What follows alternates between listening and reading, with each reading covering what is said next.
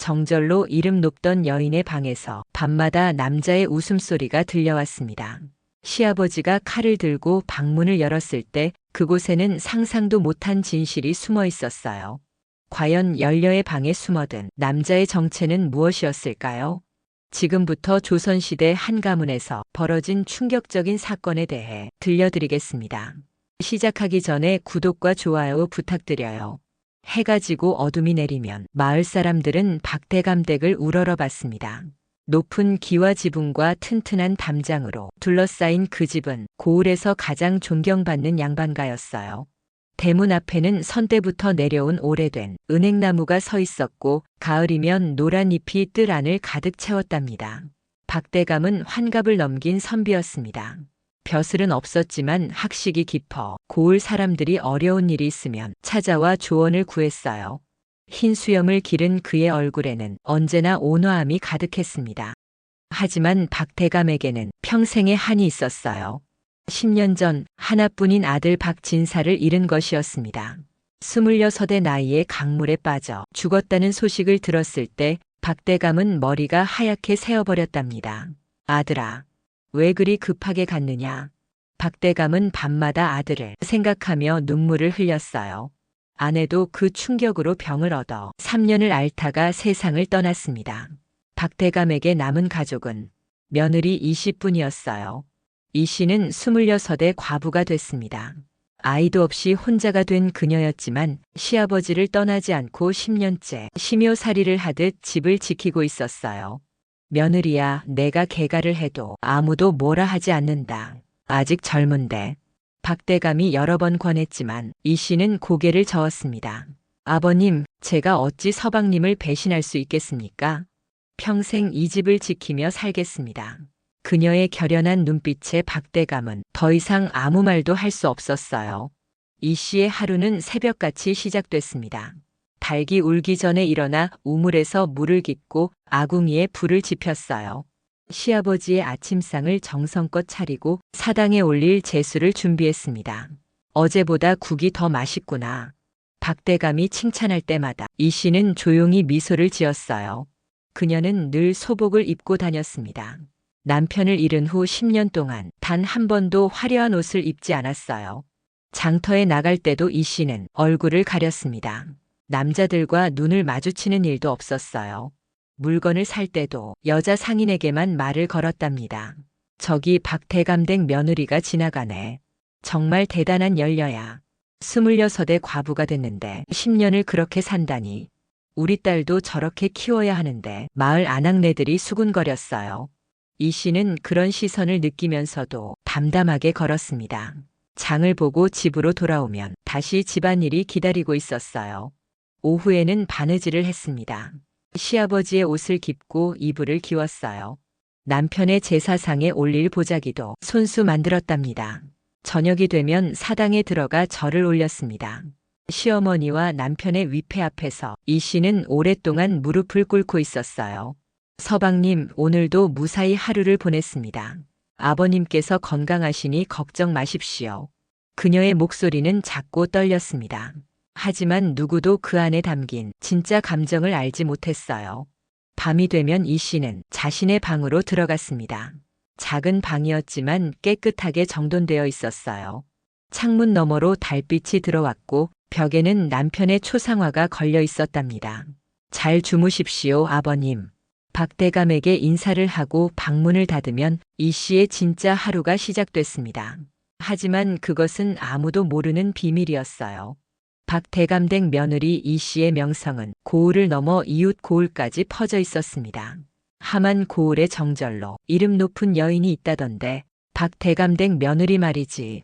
26의 과부가 돼서 10년을 수절했다더군. 한 번도 걔가 생각을 안 했다지. 재가는커녕 남자들과 말도 섞지 않는다던데 참으로 대단한 열녀야. 인근 고을의 사또도 이 소문을 들었어요. 그는 박대감을 불러 이 씨에 대해 물었습니다. 박대감, 소문이 사실이오? 그대의 며느리가 그리도 정절을 지킨다니. 박대감은 고개를 끄덕였어요. 과찬이십니다, 사또나리. 며느리가 제 도리를 다할 뿐입니다. 아니요, 이런 열녀는 흔치 않소. 조정의 보고에서 정렬을 세워야겠소. 사또의 말에 박대감은 손사래를 쳤습니다. 아직은 때가 아닙니다. 며느리가 부끄러워할 것입니다. 하지만 소문은 계속 퍼져나갔어요. 장터에서는 이 씨의 이야기가 단골 화제거리였답니다. 박대감댁 며느리 같은 여자를 아내로 맞으면 복이지. 하지만 저렇게 사는 게 행복할까? 젊은 나이에 혼자서 그게 여자의 도리 아니겠나. 정절을 지키는 게 가장 중요한 거지. 남자들이 술잔을 기울이며 이야기를 나눴어요. 하지만 누구도 이 씨 진짜 마음은 알지 못했습니다. 이 씨에게는 친구가 없었어요. 같은 또래의 아낙네들은 이미 재혼을 하거나 아이를 키우며 살고 있었습니다. 그녀들은 이 씨를 존경했지만 동시에 어딘가 불편해했어요. 박대감댁 며느리는 우리랑 달라. 저렇게 완벽하게 사니. 맞아. 우리는 저렇게 못 살잖아. 곁에 있으면 왠지 주눅 들어. 이 씨는 혼자였습니다. 마을 사람들의 칭송을 받았지만 진짜 속마음을 나눌 사람은 아무도 없었어요. 밤이면 혼자 방에 앉아 달을 바라봤답니다. 이렇게 사는 게 맞는 걸까? 작은 중얼거림이 방 안에 울렸습니다. 하지만 대답해주는 사람은 없었어요. 변화는 보름 전부터 시작됐습니다. 그날은 유난히 달이 밝은 밤이었어요. 박대감은 잠자리에 들었지만 쉽게 잠이 오지 않았습니다. 낮에 마신 차 때문인지 갈증이 났어요. 물이나 한 모금 마셔야겠구나. 박대감은 방문을 열고 나왔습니다. 마루를 지나 부엌으로 가려던 순간 그는 멈춰 섰어요. 며느리의 방에서 희미한 불빛이 새어나오고 있었습니다. 이상했어요. 이 시간이면 며느리는 벌써 잠들었어야 했으니까요. 박대감이 귀를 기울이자 안에서 소리가 들렸습니다. 고생이 많았소. 남자의 목소리였어요. 박대감은 귀를 의심했습니다. 분명 남자의 낮은 목소리가 맞았어요. 이어서 며느리의 작은 웃음소리도 들렸습니다. 괜찮습니다. 박대감의 심장이 빠르게 뛰기 시작했어요. 10년을 수절한 며느리의 방에서 남자 목소리가 들리다니. 이게 무슨 일인가? 그는 조용히 며느리의 방 가까이 다가갔습니다. 창문에 비치는 그림자가 두 개였어요. 하나는 분명 며느리였고 다른 하나는 남자의 것 같았습니다. 이럴 수가. 박대감은 당장 방문을 열고 들어가고 싶었어요. 하지만 참았습니다. 혹시 자신이 잘못 본 것일 수도 있으니까요. 내일 밤에 다시 확인해 봐야겠다. 박대감은 조용히 자신의 방으로 돌아왔습니다. 하지만 그날 밤 잠을 이룰 수 없었어요. 머릿속에서 온갖 생각이 맴돌았답니다. 10년을 그렇게 정절을 지켰는데 설마 남자를 들였단 말인가? 아니야, 며느리는 그럴 사람이 아니야. 분명 다른 이유가 있을 거야. 박대감은 새벽까지 뒤척였습니다. 다음 날 아침 박대감은 며느리를 유심히 관찰했어요. 이 씨는 평소와 다름없이 아침상을 차렸습니다. 얼굴에 피곤한 기색도 없었고 행동도 자연스러웠어요. 아버님, 진지 드십시오. 고맙다, 며느리야. 박대감은 며느리의 표정을 살폈습니다. 하지만 이 씨는 아무런 이상한 점이 없었어요. 차분하게 밥을 푸고 국을 떠서 올렸습니다. 내가 잘못 들은 걸까? 박대감은 스스로를 의심하기 시작했어요. 나이가 들어 귀가 어두워진 것은 아닐까? 아니면 꿈을 꾼 것은 아닐까? 하지만 그날 밤 똑같은 일이 일어났습니다. 자정이 넘은 시각 박대감은 다시 갈증을 느꼈어요. 아니, 사실은 며느리의 방을 확인하고 싶어서 일부러 나온 것이었습니다. 며느리의 방에서 또다시 불빛이 새어나왔어요. 그리고 목소리가 들렸습니다. 많이 아프십니까? 며느리의 걱정스러운 목소리였어요. 괜찮소. 당신 덕분에 많이 나았소. 남자의 대답이 이어졌습니다. 이번에는 더 또렷했어요. 박대감의 얼굴이 창백해졌습니다. 착각이 아니었어요. 분명 며느리의 방에 남자가 있었습니다. 박대감은 주먹을 불끈 쥐었어요. 분노가 치밀어 올랐습니다. 10년 동안 온 고을의 칭송을 받던 며느리가 남자를 방에 들이다니. 이건 우리 가문의 치욕이다. 당장 확인해야 한다. 하지만 박대감은 또 참았어요. 섣불리 들어갔다가 오히려 일을 크게 만들 수도 있었으니까요. 증거를 확실히 잡아야 한다. 남자가 누군지도 알아야 해. 박대감은 계획을 세우기 시작했습니다. 사흘째 되는 밤부터 박대감은 본격적으로 며느리를 감시하기 시작했어요. 저녁 식사 후 박대감은 일찍 방으로 들어간 척했습니다. 하지만 잠들지 않고 귀를 기울이고 있었어요. 밤 11시쯤 며느리의 방에서 움직이는 기척이 들렸습니다. 박대감은 조심스럽게 방문을 열고 밖을 내다봤어요. 며느리가 방문을 살짝 열고 밖을 살피고 있었습니다. 마치 누군가를 기다리는 듯 했어요. 저 모습을 보니 분명하구나. 남자를 기다리고 있어. 박대감은 이를 악물었습니다. 며느리가 다시 방 안으로 들어가자 박대감도 방에서 나왔어요. 담장 그늘에 몸을 숨겼습니다. 추운 밤 공기가 뼈에 스며들었지만 박대감은 꿈쩍도 하지 않았어요. 1시간이 지났습니다. 2시간이 지났어요. 자정이 가까워오자 며느리의 방에 불이 켜졌습니다. 촛불 그림자가 창문에 비쳤어요. 그때였습니다. 담장 너머에서 희미한 인기척이 들렸어요. 박대감은 숨을 죽이고 그쪽을 응시했습니다. 검은 옷을 입은 사내가 담장에 손을 걸쳤어요. 그리고 가볍게 담을 넘어 안으로 들어왔습니다.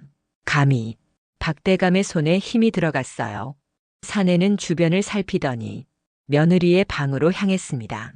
방문이 안쪽에서 조용히 열렸어요. 며느리가 사내를 맞아들이는 것이 보였습니다. 그리고 문이 다시 닫혔어요. 박대감은 분노로 온몸이 떨렸습니다. 10년이다.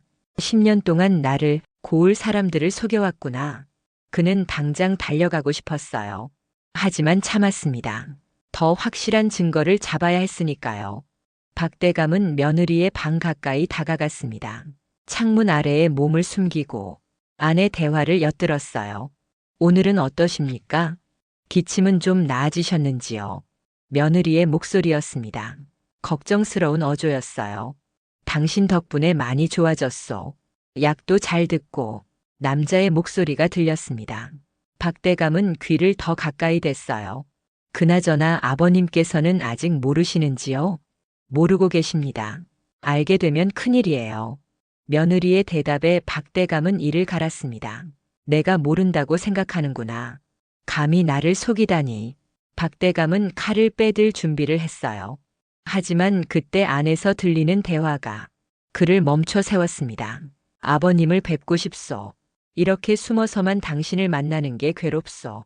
조금만 더 참으세요. 병이 완전히 나으면 그때 아버님께 말씀드리겠습니다. 박대감은 고개를 갸웃했어요. 무슨 이야기인지 이해가 안 됐습니다. 병, 아버님을 뵙고 싶다고. 박대감의 분노가 잠시 수그러들었어요. 혼란스러웠습니다. 나흘째 밤 박대감은 마침내 결심했습니다. 오늘은 직접 확인하겠다. 저 남자가 누군지 똑똑히 봐야겠어. 저녁 식사 후 박대감은 며느리에게 물었어요. 며느리야, 요즘 밤에 잠은 잘 자느냐? 이 씨가 놀란 표정을 지었습니다. 순간 당황한 기색이 역력했어요. 예, 아버님. 잘 자고 있습니다. 그래? 혹시 밤에 이상한 소리 같은 건 안 들리더냐? 이상한 소리요? 이 씨의 얼굴이 창백해졌어요. 박대감은 며느리의 반응을 날카롭게 관찰했습니다. 아니다.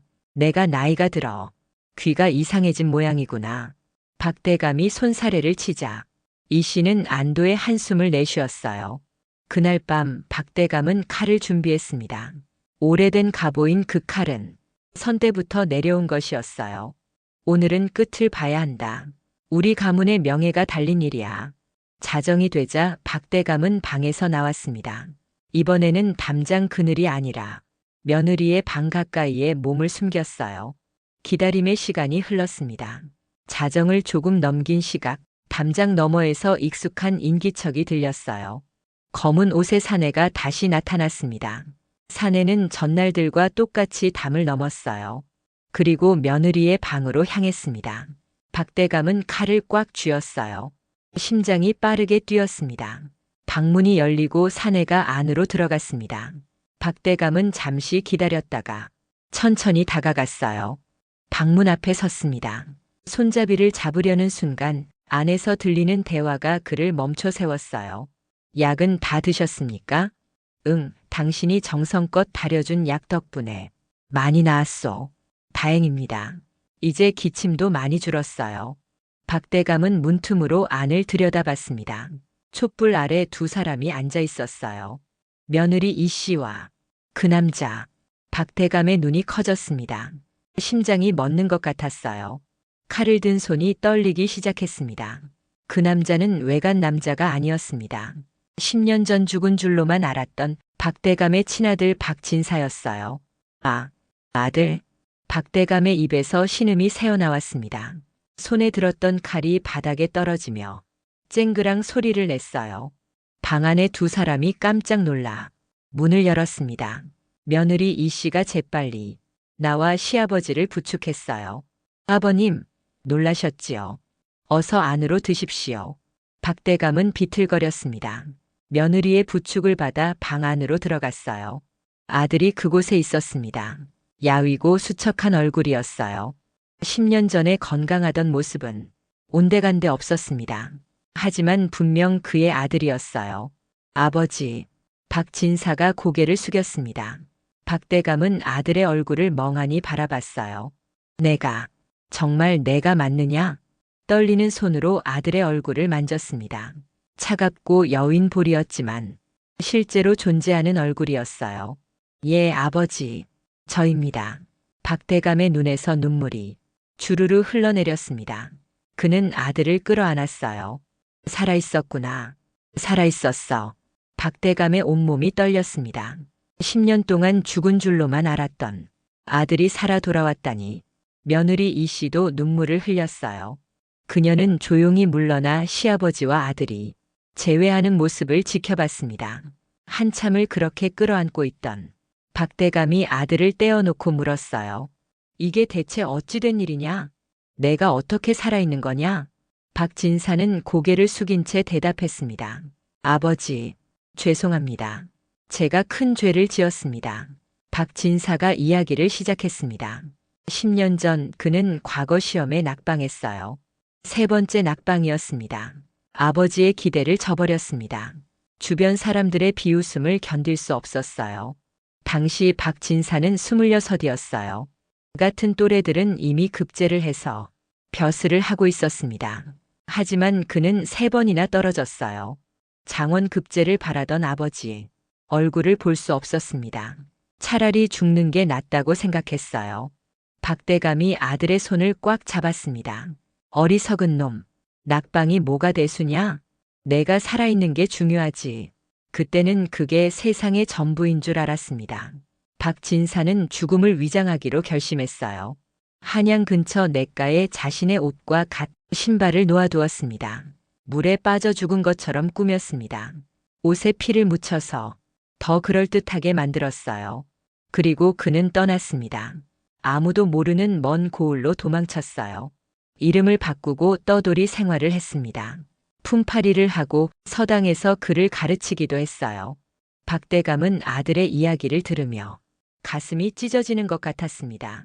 그동안 우리가 얼마나 슬퍼했는지 아느냐? 내 어머니는 그 충격으로 병을 얻어 돌아가셨다.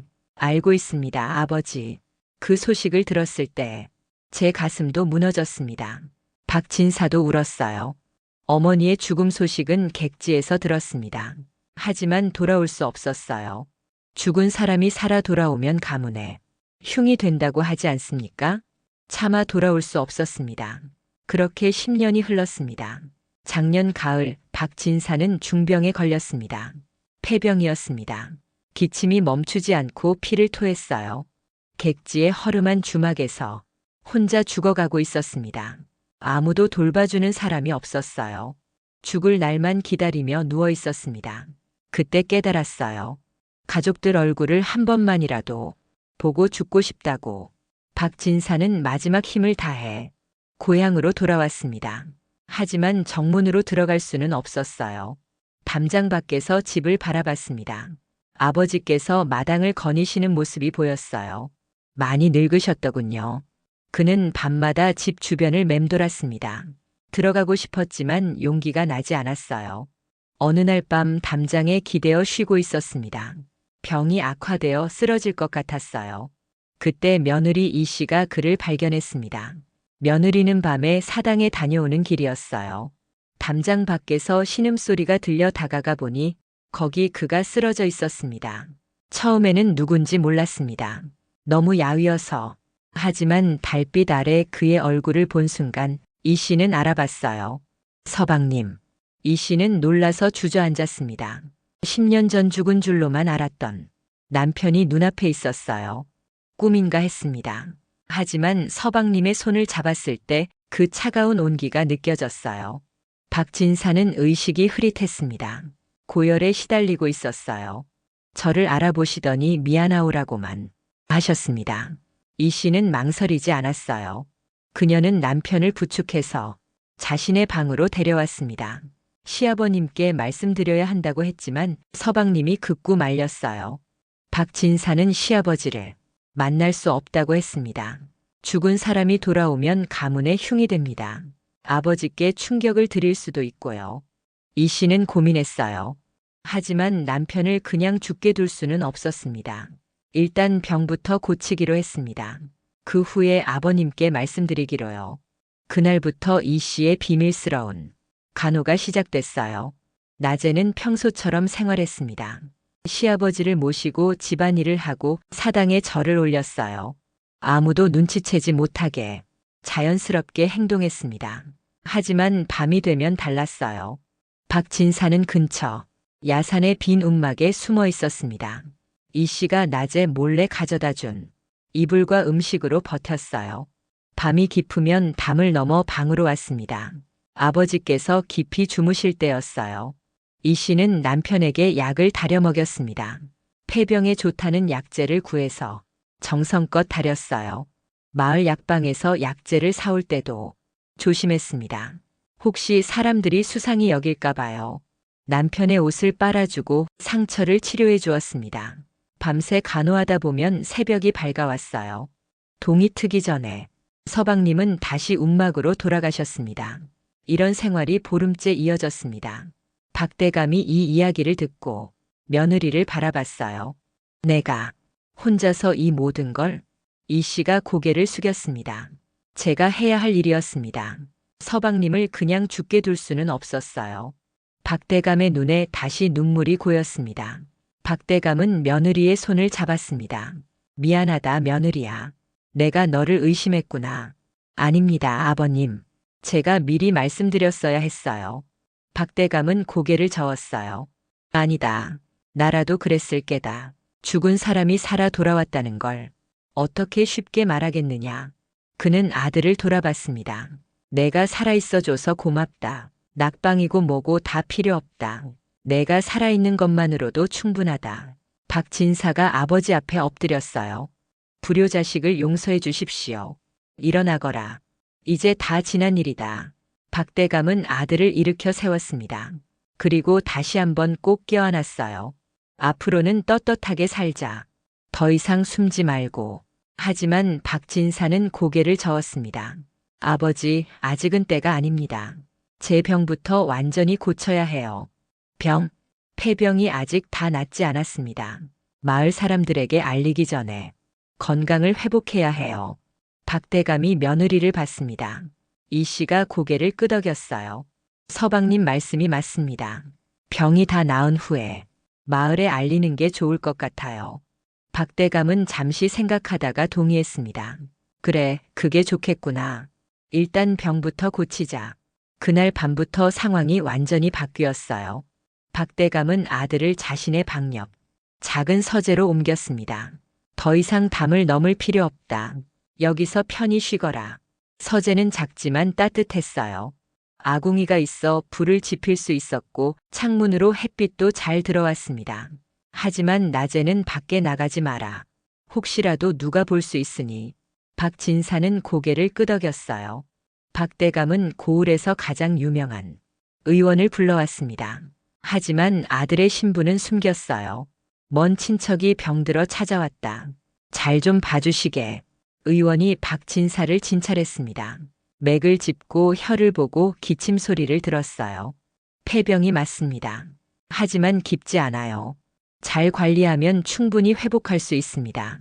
희망이 보였어요. 의원이 처방전을 써주었습니다. 이 약재들을 달여서 하루 3번 드십시오. 그리고 무엇보다 영양가 있는 음식을 잘 드셔야 해요. 이 씨가 더욱 열심히 남편을 돌봤습니다. 아침마다 죽을 쑤어 먹였어요. 소고기를 고아 국물을 내고 인삼을 넣어 영양을 보충했습니다. 한술 더 드세요. 기운을 차리셔야죠. 박진사는 아내의 정성에 감동했어요.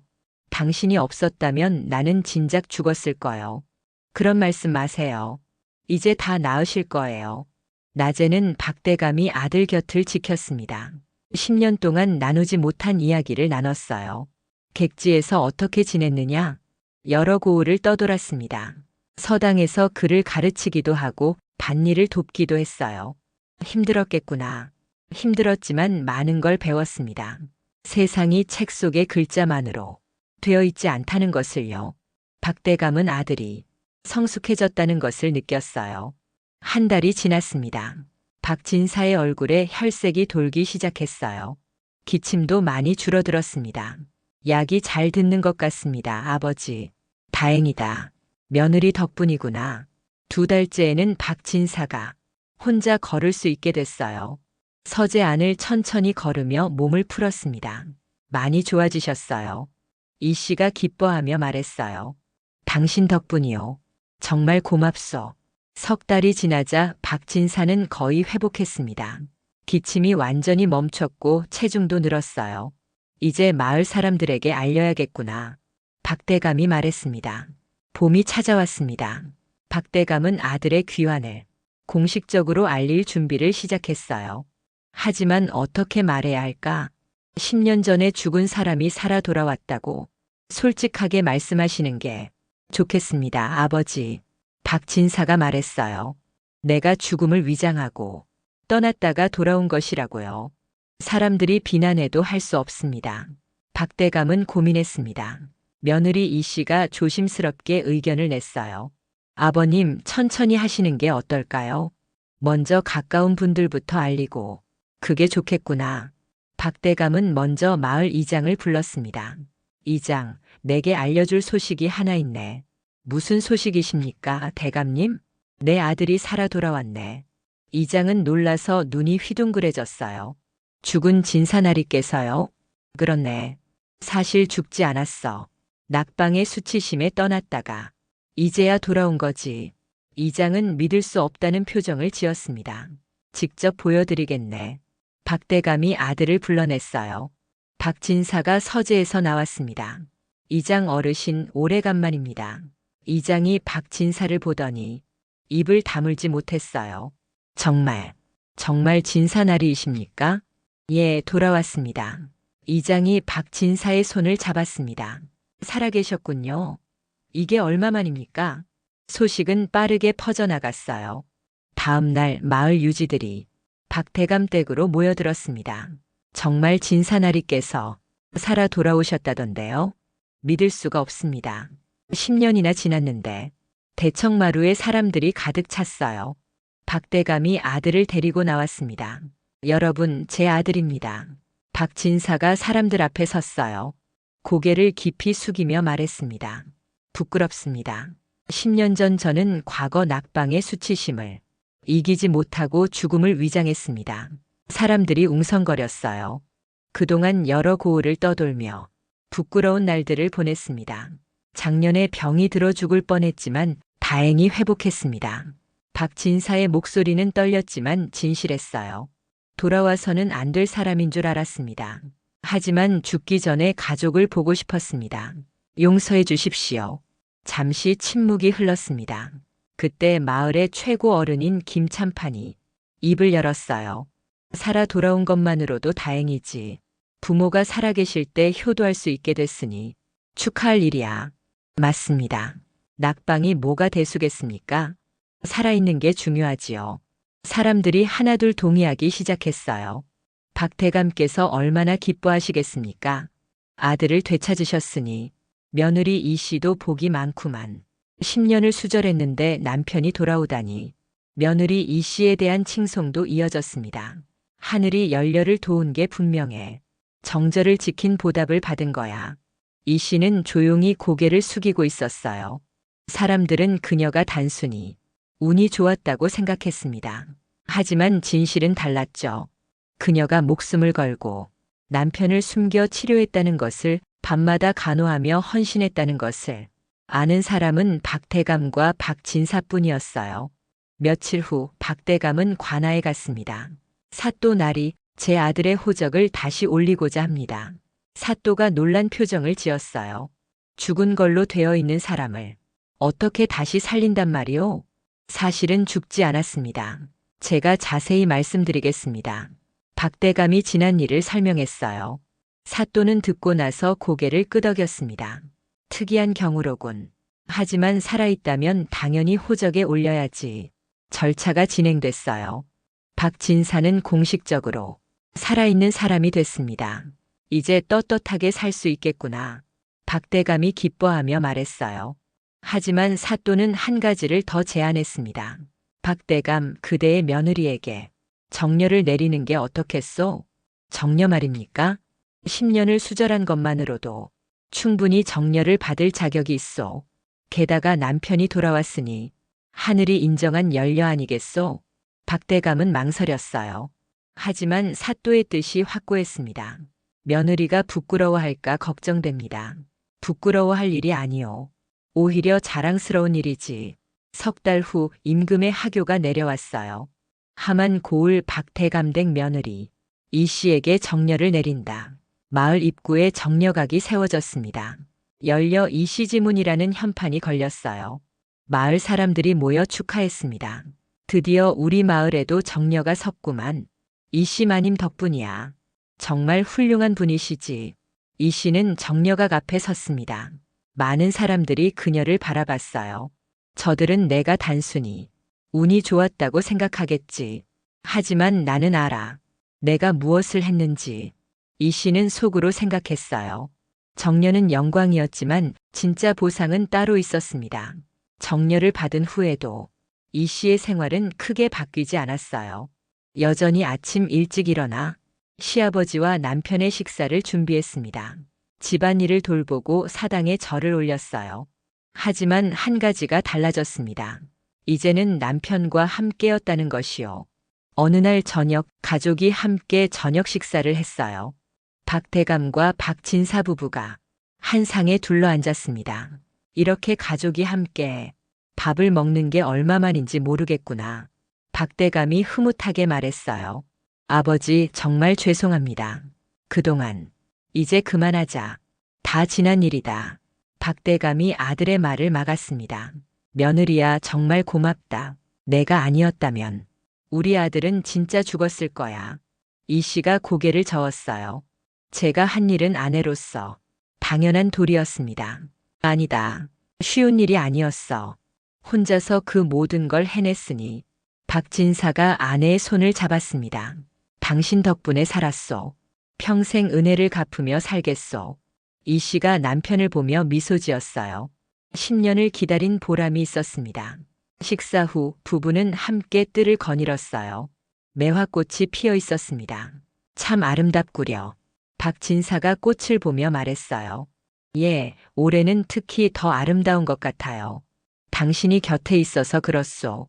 두 사람은 손을 잡고 걸었습니다. 10년의 기다림이 이렇게 행복으로 보상받았어요. 그로부터 1년이 지났습니다. 이 씨는 아들을 낳았어요. 건강한 사내 아이였습니다. 할아버지 손주입니다. 박진사가 아버지에게 아기를 보여드렸어요. 박대감은 손주를 안고 활짝 웃었습니다. 우리 가문의 경사가 이어지는구나. 정말 하늘이 우리 집안을 돌보시는구나. 아기의 첫 돌이 되던 날 큰 잔치를 열었어요. 마을 사람들이 모두 모였습니다. 축하합니다, 대감님. 진사날이 댁에도 경사네요. 잔치는 성대했습니다. 떡과 과일이 가득했고 음악이 흘렀어요. 이 씨는 아기를 안고 있었습니다. 시아버지와 남편이 옆에 있었어요. 며느리야, 행복하냐? 박대감이 물었습니다. 예, 아버님. 정말 행복합니다. 이 씨의 대답은 진심이었어요. 10년의 외로움과 고통이 있었지만 이제는 모든 게 보상받았습니다. 박진사는 다시 공부를 시작했어요. 하지만 예전처럼 과거에 집착하지 않았습니다. 이번엔 급제하지 못해도 괜찮아요. 가족이 있으니까요. 그의 마음이 편안해졌어요. 그리고 3년 후 박진사는 과거에 합격했습니다. 장원은 아니었지만 당당히 급제했어요. 축하하오 진사나리. 아니, 이제 첨사나리라고 불러야지. 마을이 다시 한번 축제 분위기가 됐습니다. 세월이 흘렀습니다. 박대감은 칠순을 맞았어요. 손주도 벌써 7살이 됐습니다. 어느 날 저녁 손주가 할아버지에게 물었어요. 할아버지, 정력하게 쓰여 있는 게 우리 할머니 이야기예요. 그렇단다. 할머니가 정말 대단한 분이시구나. 그래, 할머니는 정말 대단하신 분이시지. 박대감이 손주의 머리를 쓰다듬었어요. 하지만 정력하게 적힌 것은 진실의 반쪽이었습니다. 이 씨가 단순히 수절한 것만이 아니라 죽어가는 남편을 몰래 치료하고 살렸다는 사실은 적혀 있지 않았어요. 마을 사람들은 여전히 이 씨를 연료로만 알고 있었습니다. 10년을 수절했더니 하늘이 남편을 돌려보냈다고 믿었어요. 하지만 진실을 아는 세 사람, 박대감과 박진사, 이 씨는 그 비밀을 가슴에 품고 있었습니다. 어느 날 밤 박대감이 며느리 방 앞을 지나갔어요. 안에서 부부의 낮은 웃음소리가 들렸습니다. 박대감은 멈춰 서서 그 소리를 들었어요. 예전에는 그 소리가 분노와 의심을 불러일으켰지만 이제는 가장 듣기 좋은 소리가 됐습니다. 참 좋은 소리로구나. 박대감은 미소를 지으며 고개를 끄덕이고 자신의 방으로 돌아갔어요. 방 안에서는 촛불이 흔들리고 있었습니다. 박대감은 창밖의 달을 바라봤어요. 그때 내가 섣불리 판단하지 않길 잘했구나. 만약 그날 밤 칼을 들고 방문을 열었다면 어땠을까요? 진실을 알기 전에 분노로 행동했다면? 박대감은 생각만 해도 아찔했습니다. 에필로그 마이너스 세월이 흐른 후 박대감이 세상을 떠난 건 8순을 넘긴 나이였어요. 임종 직전 그는 며느리를 불렀습니다. 며느리야. 예, 아버님. 이 씨가 시아버지의 손을 잡았어요.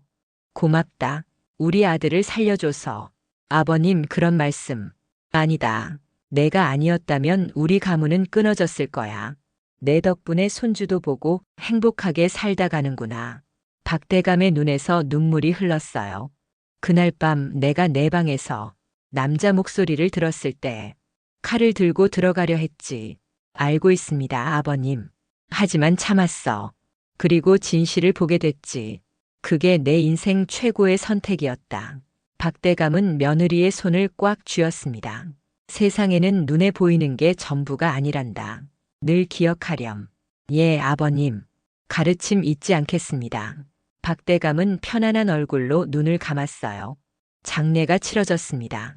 온 고을 사람들이 모여 애도했어요.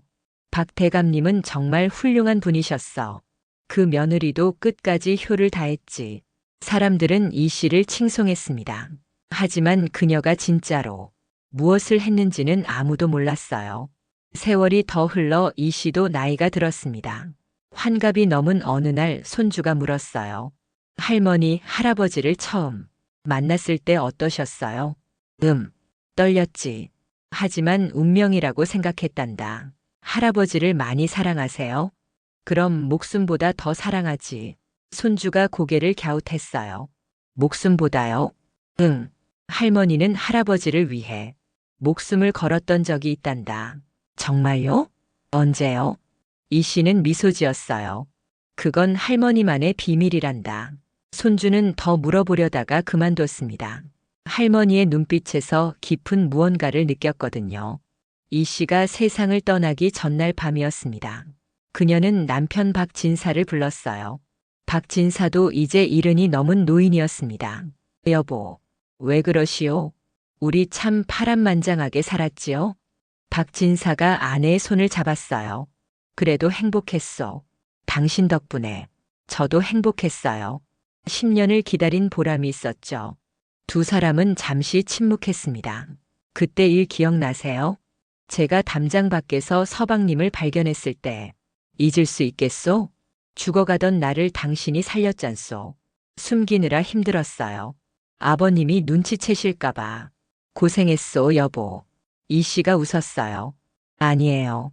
그 시간들이 있었기에 우리가 더 깊어진 것 같아요. 맞소. 그 시련이 우리를 강하게 만들었지.